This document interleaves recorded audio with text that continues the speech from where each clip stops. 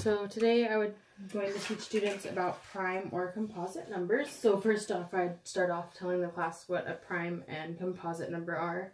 So prime number is a number that cannot be divided by more than two factors. So the only thing you can divide it by is the number itself or 1. So for an example, 5 is a prime number.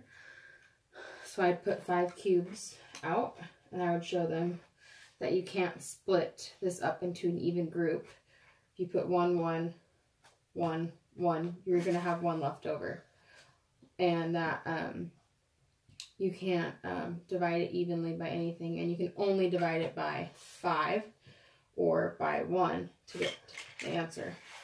Now, for example, I would then explain what a composite number is. A composite number is a number that you can divide by more than 2 factors, so by more than 1 or itself. So for an example, that would be 6. So if you have 6 blocks, then you can split them up into even groups. You can split them up into 3. Hey, get your foot out of here. And 3, or 2, 2, and 2. Sorry, my daughter wants to help. So you can split them up into either of those groups as well, meaning that you can split it up into, or divide it by more than 2 things. By more than 6 or by more than 1, you can divide it by 2, or you can divide it by 3, or 2 are opposite, and 3. So then after that, I would ask the students, I'd give them an example and just see what their thoughts were. So I would say, okay, let's say we had 9 cubes.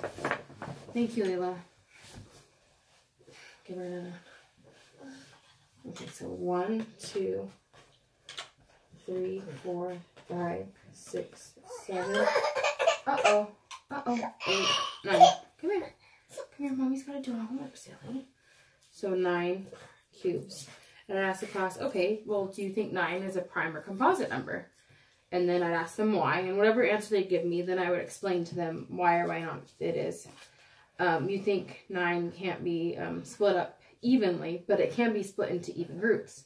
So you can split 9 up into a 3 group, a 3 group, and a 3 group.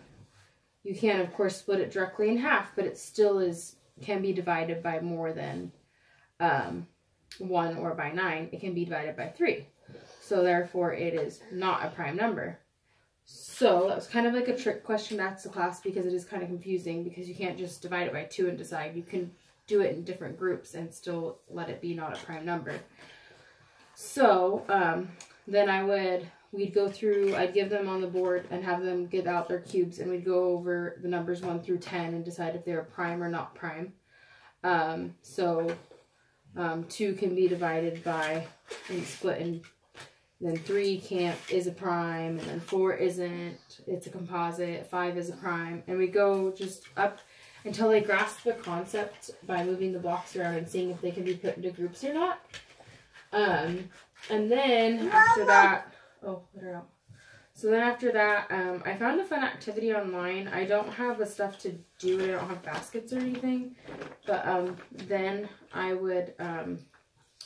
after they grasp the concept of whether they're composite or prime, and this would be after they got the concept up to 100, whether they were prime or not, and they were more comfortable with each one, after we worked on them probably for at least a few days or even longer, I would split the class up into groups and teams and have 3 different baskets. So there'd be like 3 different baskets laid out, and then there would be fish already put into the one basket, and then I'd label prime in one basket and composite in the other.